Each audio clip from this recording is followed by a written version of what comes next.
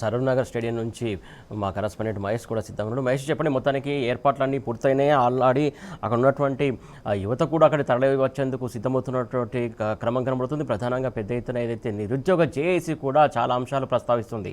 వారికి ఉన్నటువంటి సమస్యలు కావచ్చు, ఏదైతే కొన్ని జీవోలు అడ్డం పెట్టుకొని ఆడుతున్నటువంటి డ్రామాలు కావచ్చు, కాంగ్రెస్ పార్టీ పైన నిలదీస్తున్నటువంటి అంశాలు కావచ్చు, ఆ విషయాలన్నీ కూడా ఇక్కడ ఏదైతే జరగబోతున్నటువంటి యువ సంగ్రామ సదస్సులో ప్రస్తావించడానికి వాళ్ళు కూడా వస్తున్నటువంటి అంశం. ఆ అంశంకి సంబంధించి వారి యొక్క సమస్యను తీర్చాలి, మీరు మాకు అండగా ఉండాలంటూ కూడా బీఆర్ఎస్ పార్టీకి మద్దతు కోరడానికి కూడా వస్తున్నట్టు మనకు సమాచారం అవుతుంది. దీనికి సంబంధించి తాజా అప్డేట్స్ ఏంటి?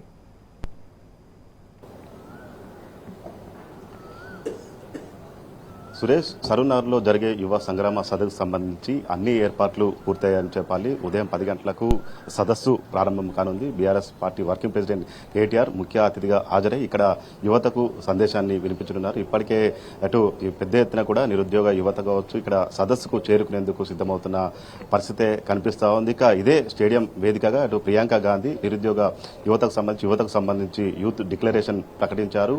అటు ఏటా జాబ్ క్యాలెండర్ కావచ్చు, 2 లక్షల ఉద్యోగాలు కావచ్చు, నిరుద్యోగ వృత్తి కావచ్చు, అదేవిధంగా నిరుద్యోగ యువతకు సంబంధించి వడ్డీ లేని రుణాలు కావచ్చు, ఇక మహిళల విద్యార్థులకు సంబంధించి స్కూటీలు, ఇక అనేక హామీలు ఇక్కడ యూత్ డిక్లరేషన్ పేరుతో ప్రియాంక గాంధీ ప్రకటించారు. కానీ కాంగ్రెస్ ప్రభుత్వం అధికారంలోకి వచ్చి 2.5 సంవత్సరాలు దాటింది. ఇప్పటి వరకు కూడా ఆ హామీలు అమలు చేయడం లేదు. దీంతో యువత పెద్ద ఎత్తున కూడా కాంగ్రెస్ ప్రభుత్వ తీరుపై ఆగ్రహం వ్యక్తం చేస్తున్న పరిస్థితి కనిపిస్తూ ఉంది. జాబ్ నోటిఫికేషన్ల ఏవంటి కూడా రోడ్డెక్కి తమ ఆవేదన వ్యక్తం చేస్తున్న పరిస్థితి కనిపిస్తూ ఉంది. రోజు కూడా గత కొద్ది నెలలకు కూడా అటు నోటిఫికేషన్లు ఎప్పుడు వస్తాయంటూ కూడా యువత రోడ్లెక్కి తమ నిరసన చెప్తున్న పరిస్థితి కనిపిస్తుంది. ప్రభుత్వ తీరును ఎప్పటికప్పుడు ఎండగడుతున్న పరిస్థితి కనిపిస్తుంది. ఇక 2.5 సంవత్సరాలుగా కాంగ్రెస్ ప్రభుత్వం నిరుద్యోగ యువతను కావచ్చు మోసం చేయడంపై బీఆర్ఎస్ పార్టీ అటు యువతకు అండగా నిలిచేందుకు ఇదే సరూర్ నగర్ స్టేడియం వేదికగా ఇటు యువతకు ఇచ్చిన మోసాలను, కాంగ్రెస్ ప్రభుత్వం ఇచ్చిన మోసాలను ఎండగట్టేందుకు ఇక సంగ్రామ సదస్సు ఏర్పాటు చేసింది. అయితే దీనికి సంబంధించి ఇటు అనుమతుల